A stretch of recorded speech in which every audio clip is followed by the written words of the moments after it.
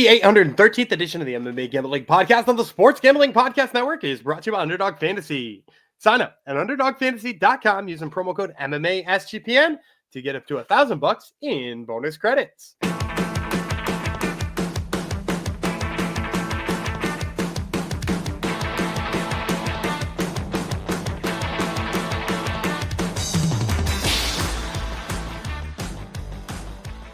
Heidi Ho Generinos, welcome to episode 813 of the MMA Gambling Podcast, the Sports Gambling Podcast Network, dedicated to someone who I think usually fires grenades our way, but MMA Ricky, who liked my Evan Elder joke. He said it was fire. No, he's usually pretty chill. I got no problems with MMA Ricky. He's better than that rapper who really hated us. Who is that guy? Yes, that's Daniel Gabriel, and I'm Blasto Seppo, Jeff Fox. Oh boy, there's a comment I really want to read, but I won't. There's some bad words in it, but yeah, someone really goes in on you, Gumby, if you haven't checked it recently. That's okay. I'm fine with that. Gumby, They're watching. They're watching. It is someone who's gone in on us before too, so they're hate. Oh, watching. Is it? It's not my guy though. I don't know. I don't want to give this guy's name and promote him if I don't have to. Hi, ladies and gentlemen. We are talking about PFL once again. Yesterday was PFL Heavyweight Division. It's PFL 2025 World Tournament First Round 4. It's their catchy title. Orlando, Florida, this Thursday, 7 p.m. Don't you dare miss it. Universal Studios. So we only have 4 heavyweight bouts because they don't have an alternate. Maybe they'll add. They didn't add one week 3, right? They only have for whatever weight class that was, right? It seems like when some of their fights fall apart and they're able to. They have to like promote people in the alternate fight. It seems like they're not looking to add to it. So yeah, it is what it is. That would cost money, right? Oh, I mean, I don't think it's necessarily the money thing. I think it's more that like we don't want to sign some like D-list dude off the regional scene who like doesn't look good and then he winds up in our tournament somehow. Yeah, that's true.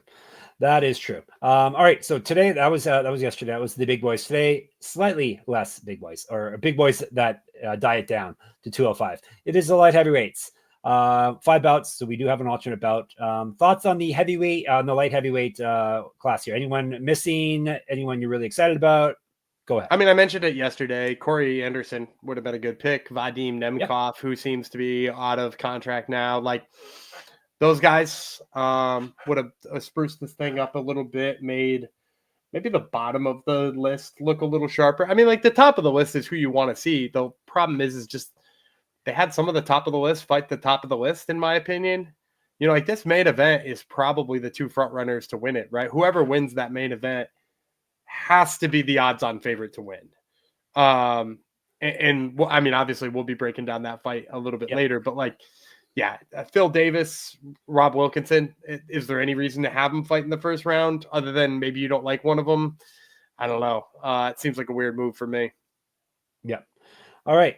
Let's get to it. And you'll find out who Gumby thinks is going to win the whole thing. After I remind you, or I ask you, if you could support SGPN's free content by taking a second to give us 5 stars and subscribe wherever you're watching and or listening to us. It would help us out greatly. Spread the word as well if there's a like-minded degen in your life or someone who should be a degen.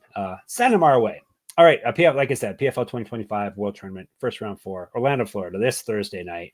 And we're kicking things off with the alternate belt, Alex Polizzi from the United States of America, Rafael Xavier from Germany, 3,500 rounds, 205, unless someone falls out, and then one of these guys will actually be in the main tournament, which seems to be happening every week with the PFL. So we'll see. We'll start with we have odds, ladies and gentlemen. We'll start with Xavier. He's Kratos, 13-8, 8 knockouts, 3 submissions. He's been knocked out once. This is his debut. Loss, win, loss over his last 4, 6-2 over his last 8. He went 0-1 in Bellator.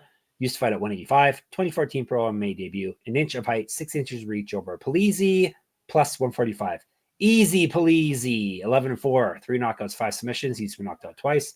1-1 in PFL, 1-3 over his last 4, but he did win his last bout. He went 4-3 in Bellator.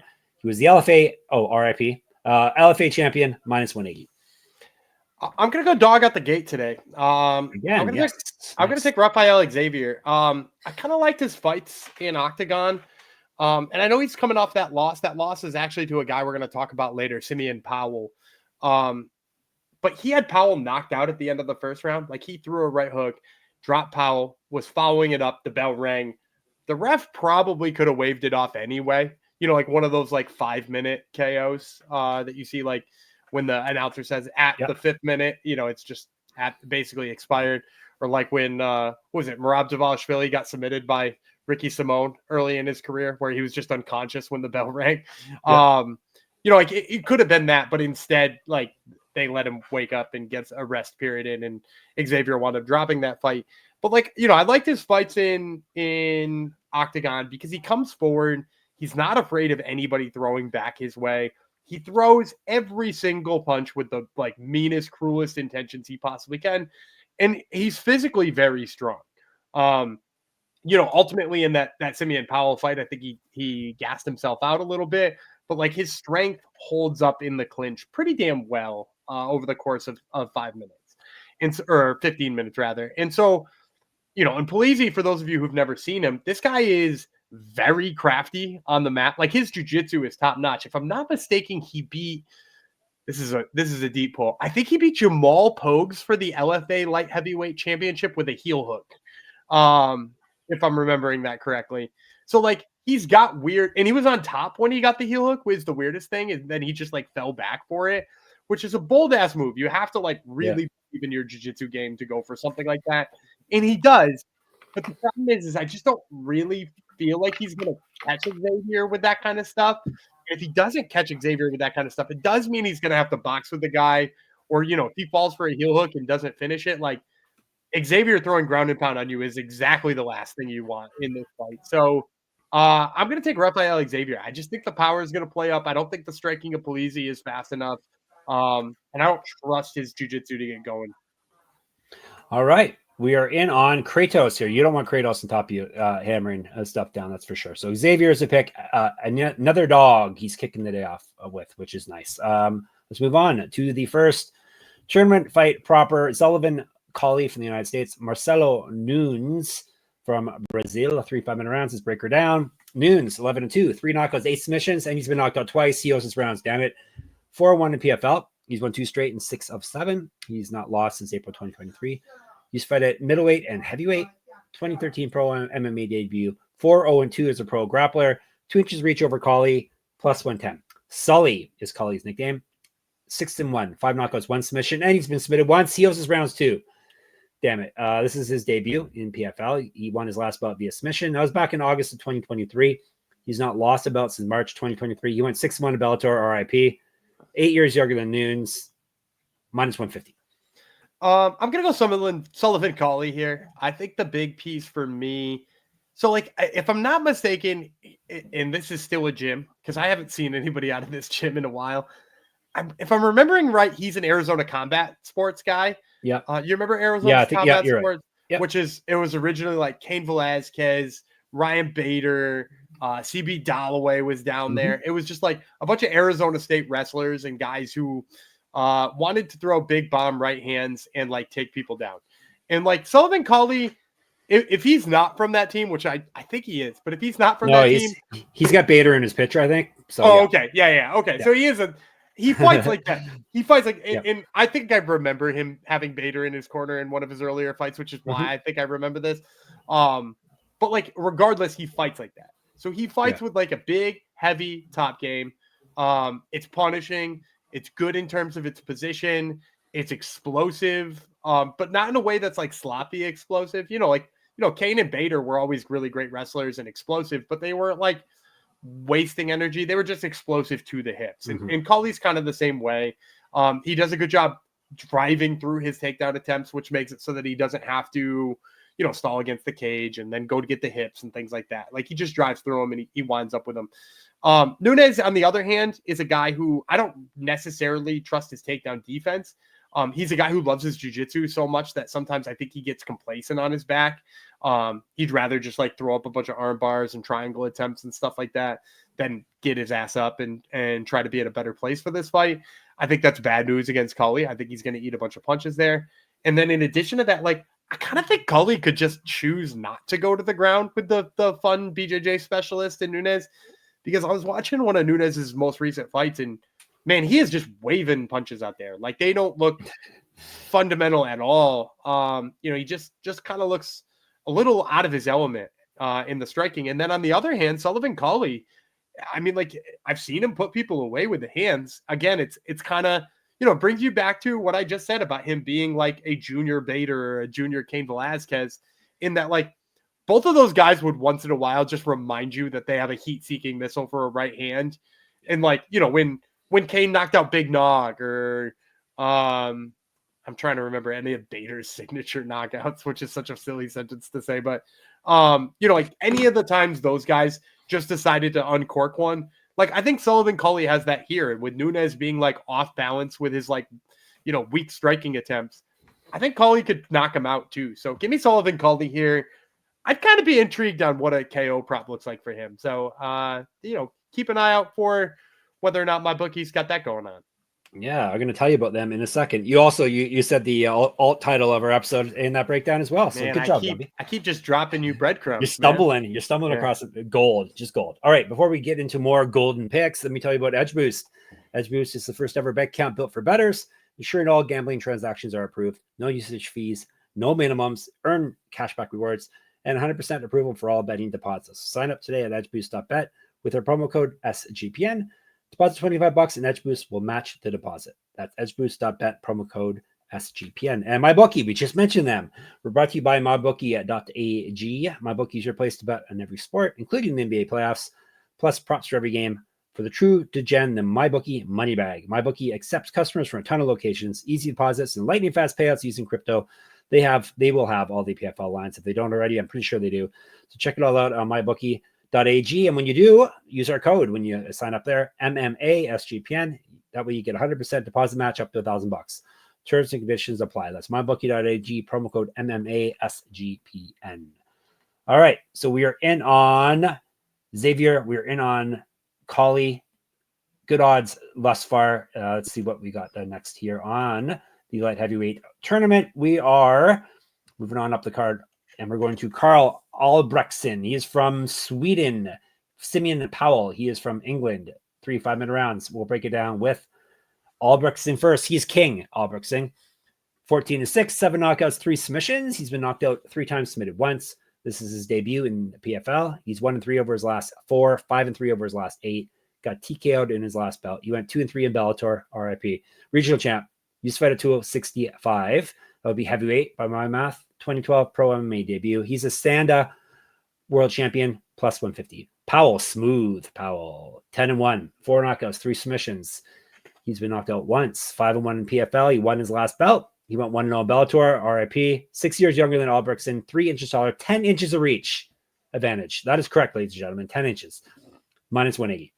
Yeah, and that's exactly the reason I like Powell here. Yep.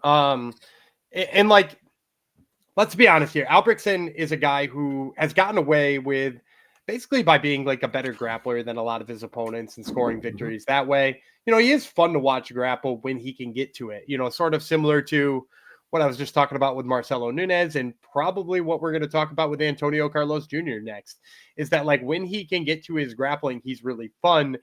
I don't necessarily trust his entries, particularly in fighting Simeon Powell with a 10-inch reach advantage, right? Because if Powell can pepper you from a little further away than you're used to being able to strike with, it's harder to close that distance. The other problem I have here too is that like, or not, I guess it's not a problem if I'm picking Powell and I feel happy about it. But the other problem I have for Albrektsson that he's probably not going to be able to deal with is like, Powell actually did a pretty good job of keeping his feet against some pretty tough grapplers. He was in the clinch with, was it Rafael Xavier? I think it was Rafael. Oh, yeah. It was Rafael Xavier. He was in the clinch with Xavier. And while he got tagged in that fight and almost dropped at the end of the round, he dealt in the clinch very well with the powerful Xavier. He also dealt really well in the clinch with Jacob Neto in the PFL Europe tournament last year. And that guy's also like just a muscle horse. So like if he can deal with those guys up against Albrektsson, I think he can deal with it. Powell's maybe biggest issue is that he like leaves his chin open because he's used to having big, long, gangly reach and being a pretty good kickboxer. And Albrektsson is just like he's not knocking you out. And so for me, like the biggest weaknesses, all the things that I worry about Simeon Powell, I don't worry about them in terms of fighting Albrektsson. So give me Simeon Powell in this one. All right. I think I have a new episode title. I think you said something even better. Because I said muscle horse. I said muscle horse. Oh, muscle horse is good too. Yes. No, I don't even think that's. I don't even think that's an expression. But when I said it, I was like, "Why did that come out of my mouth?" No, I don't think I'll change it. But big long gangly power is good as well. Or big long gangly something you said, which is good. Yeah, he's got that big long gangly power. Yeah. Yes, exactly. All right, Gumby mentioned Shoeface, and when you mention his name, he appears. Here he is, Antônio Carlos Jr. from Brazil against Karl Moore from Ireland. 3 5-minute rounds. Let's break her down by telling you about Moore first. 12-3, 2 knockouts, 5 submissions. He's been knocked out once, submitted once. This is his debut. He's gone 4-1 over his last 5, 7-2 over his last 9. He did lose his last bout. He's not fought since March 2024. He went 4-1 in Bellator. He was the Cage Warriors champion. He's fight up at heavyweight. 2011 pro MMA debut, and a year younger than Shoeface, an inch taller, plus 110. Tell me what Shoeface's real nickname is, Gumby, in Portuguese. Zapatos. Karl de Sapato. Yeah. Karl de Sapato is 16-6 with 2 no contests. 12 submissions. Face was the piece that was throwing me off. Yes, 12 submissions. He's got no knockouts on his resume, which is impressive, considering he's fought 22 times. He has been himself. He has been. Where's the stats here? He's only been knocked out once, so he is a durable guy. He he's gone 6-1 with 1 no contest in PFL. He won the 2022 World Championship back when it was for a cool $1 million. He's won 5 of his last 6, and he's gone 6-1 with 1 no contest over his last 8. He did lose his last belt though. He went 7-5 with 1 no contest in the UFC, 3-0 in the Ultimate Fighter, and the champion. That was at heavyweight, I believe, right? Because he did fight it. He used to fight at heavyweight and middleweight. I think it was a 2013 pro MMA debut. He's a grappling champion. He's got 4 inches of reach over Moore, minus 140. Yeah, I want to amend one of the things I said before, where Albrektsson isn't tagging anybody, because he did tag Karl Moore in that fight really quickly, which I'm just remembering now. And obviously Moore came back, used that grappling, wound up winning. I think by rear naked choke. I think he choked out Albrektsson. So like his grappling is pretty top notch. I'm also like, here's the take I have right now. I'm kind of off Shoeface since he came off of what was he on? Brazilian Big Brother. Oh yeah, you're right. Yeah, he took a year off and was on Brazilian Big Brother. I want to say 2023. He's had 2 fights back, and he has not necessarily looked all that good in either of them. He beat Simon Biong, but that guy's got like virtually no grappling to speak of. And then he got beat by Alex Polizzi, which, by the way, should we talk about the fact that he just got beat by Polizzi and Polizzi's not in the tournament and he is? Now, Polizzi's 1-3 in his last 4, which is probably a piece of it. But like, he did just beat Shoeface. And so like, since Shoeface has come back from his weird little hiatus to be a reality TV star, he kind of looks a little lackluster in the cage. It looks like he's taking his training a little bit less seriously. And then like, he's never been great on the feet. Like, I don't think I'm breaking news here when I say he's never been a particularly good striker. And like, Moore is competent in terms of his jiu-jitsu. I think he's probably got the takedown defense to force Antônio Carlos Jr. to strike with him, which is kind of what Polizzi did as much as he could and won some scrambles. I think Karl Moore can follow that Polizzi game plan enough. I think he's got the physical attributes that are actually a touch better than Polizzi. And then we'll have enough of the other stuff that should get him to a decision win here. The Polizzi game plan would be a good episode title too, Gumby. You're on fire today. Just dropping them all over the place. So you're taking Karl Moore. Okay. Before we get to our main event, let me tell you about Underdog Fantasy, because it is time for Gumby's bonus Underdog pick 'em plays. Underdog pick 'em, you can play any sport and win up to 100 times your money. Let her rip, Gumby. I'm going to go totally off the rails. We got Yankees versus Orioles on Monday. Tomoyuki Sugano is throwing for the Orioles, and I'm going to say something I don't think anybody has ever about Tomoyuki Sugano. I'm going to take the higher than on his strikeouts. Now, he's got 9 in 28 innings this year, which isn't a big number. But let me tell you who likes to swing and miss, and that's those New York Yankees. So give me the higher than on Tomoyuki Sugano's strikeout number. Any play making the Yankees look poor, I'm in on. So take Gumby's advice and use our promo code MMASGPN. And that way you can claim your special pick and first-time deposit offer up to $1,000 in bonus credits. So underdogfantasy.com, promo code MMASGPM. And Rhythm, RITHMM. Rhythm is your home for AI-backed picks and props. Dominate the NBA playoffs with an MLB prop market with Rhythm. Building your own model is simple and easy. Rhythm knows you'll love it, and that's why they include a 7-day free trial. Check out the Alex Polizzi. No, they don't have Alex Polizzi. Alex Verdugo, we'll say. Alex Verdugo models there. And check out their amazing deals as well. 25% off a monthly subscription with promo code SGPN25 and 50% off an annual subscription with promo code SGPN50. So that's Rhythm, RITHMM, promo codes SGPN25 or SGPN50. All right, main event. Gumby says the championship, the winner of this year's championship is might as well, because this is your championship fight. Weird that they have them fighting in the opening round, but these things happen in May. It's Phil Davis, United States versus the Australian Rob Wilkinson, 3 5-minute rounds, 2:05. We shall tell you about Mr. Wonderful Phil Davis first, 24-7 with 1 no contest, 6 knockouts, 5 submissions. This is his PFL debut. Loss, win, loss over his last 4, 5-2 over his last 7. He's not fought since June of 2023.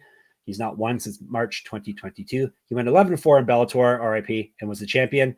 9-3 with 1 no contest in the UFC. 2008 Pro MMA debut. He was the NCAA Wrestling Champion, plus 120. Razor Rob is 19-3 with 1 no contest. 10 knockouts, 7 submissions. He's been knocked out twice. 6-1 with 1 no contest in PFL. He's 2022 champion. 2-1 over his last 3. 8-1 with 1 no contest over his last 10. The no contest came from a failed drug test. He was one of the people that got popped in PFL last season. But everyone failed drug tests. 0-2 in the UFC. Multiple regional championships on his mantle. Correct. Get our shirts, get our gear, get our merch. sportsgamblingplugins.com/store. He's fed at 185. 2011 Pro MMA debut. 1-0 as a pro boxer. 2-0 as the kickboxer and the champion, a pro kickboxer. 8 years younger than Davis. An inch of height on him, 2 inches of reach, minus 150. Did you say 0-2 in the UFC too about Rob Wilkinson? Yep. If I'm remembering correctly, his debut was Israel Adesanya, and then he fought CR Barhadazara. Correct. Who was a killer, who didn't stick around long enough for reasons I don't actually know. But like, that's a really tough run. Get this, I'm going to take Phil Davis. I grappled with this pretty heavily, pun intended here, because Phil Davis, the layoff worries me. But like, the bottom line is who beats this guy other than exceptional wrestlers, right? Like, and I say exceptional wrestlers in the sense of we're talking about exceptional PFL, Bellator level wrestlers. But like, Corey Anderson, Vadim Nemkov, who's the other loss? Another Vadim Nemkov. I think it's 2 Vadim Nemkov losses. And then like the 1 split decision with Ryan Bader. And so it's like his losses are to all dudes who like are going to go in there and wrestle as good as he can. And like, when you watch Rob Wilkinson, like he had that problem, like sort of dealing with the physicality of Josh Silveira at one point in time. And like, that dude's fighting down at 185 now. He's certainly not the wrestler that we've seen from Phil Davis. And then in addition to that, like, I think people are like buoyed a little bit on his takedown defense, being that he like stuffed, who is it, Yagshimuradov in last year's PFL tournament. He like stuffed a couple of takedowns, but like Yagshimuradov is like kind of like a high body lock, sometimes trips kind of takedown guy. And that's largely what Wilkinson stopped. Whereas like, that's not Phil Davis. Phil Davis is going to get to your hips. Phil Davis is going to make you defend takedowns that way. So I'm like, I like Phil Davis as a dog. That's probably why I eventually got around to this. But I will say, like, for me, it's just going to be so interesting if he comes out like flat as hell, because he's getting up there in age, right? Like, he's not a spring chicken anymore. If he comes out flat as hell and just like simply can't hang on the feet and then doesn't find his takedowns, this will look like one of the dumbest bets in history. But like, as long as he is like a competent wrestler, he will at least fight for your money on that day. So I'm going to hope we see an old enough version of Phil Davis that he can pull it off. So give me Phil Davis in this one. Don't worry. You will be told if it's a dumb bet. Don't you worry. Yeah. Are you concerned? He's 40 and hasn't fought in 2 years? Yeah. But like, did he ever look bad though? Is my question. Cause it's 2 years ago, right? But he was 38 fighting Corey Anderson. He still sort of had it. And, like, he beat some really good guys. I mean, he beat anybody who can't wrestle with him. And the bottom line is that, like, I don't think that strength and explosiveness in his wrestling has gone away yet. All right, there you go. You're all set now. And so that means you think Phil Davis is going to win the whole thing then, right? Because you said either him or going to win the whole thing. Either him or Wilkinson. And the winner gets Sullivan Cauley versus Marcelo Nunes. If that is Cauley, again, I said Phil Davis is only losing to, like, top level wrestlers. I don't think Cauley's all the way there, but, like, it would be a huge coming out party for him if he got through Nunes and, like, proved he's good enough to stuff Phil Davis. So, like, if there was a dark horse in this bunch, it would probably be Sullivan Cauley. All right, there you go. You're all set. We'll be in the Discord discussing this and many other things. sportsgamblingpodcast.com/Discord. Look for the Fights channel. That's where we hang out. We also hang out on YouTube at MMA Gambling Podcast. Hit us up in the comments. You can hit us up on Twitter as well. Gumby runs the account for us at SGPN MMA. He's at Gumby Vreeland. I'm at Jeff Fox Writer there and on Instagram. Check out my Substack, moneymma.substack.com. I run a free UFC pick'em contest there every week that UFC runs. Gumby has another podcast called the Top Total MMA Podcast. He has very interesting people on this week, like he always does, and they are... we're talking with Jillian Robertson, who is talking about her origins in MMA, meeting Dean Thomas, how it all got started, as well as her chance to fight Marina Rodriguez this weekend. And then we're talking to Cameron Smotherman about his lead up to being signed in the UFC and his fight in Des Moines. And there may be a bonus third guest off of this very PFL card. Nice. I'm still waiting on confirmation, but we had tentatively set something up. It got kicked down the road a little bit, and maybe you'll see 3 on this week's episode. Nice. These things happen in MMA, though. People do cancel. So. Yeah, that's why I'm not saying the person's name. I don't want to out them if they cancel on me, because it is fight week. I don't. Yep. I'm not callous enough to think you have to give me time on fight week. No. All right.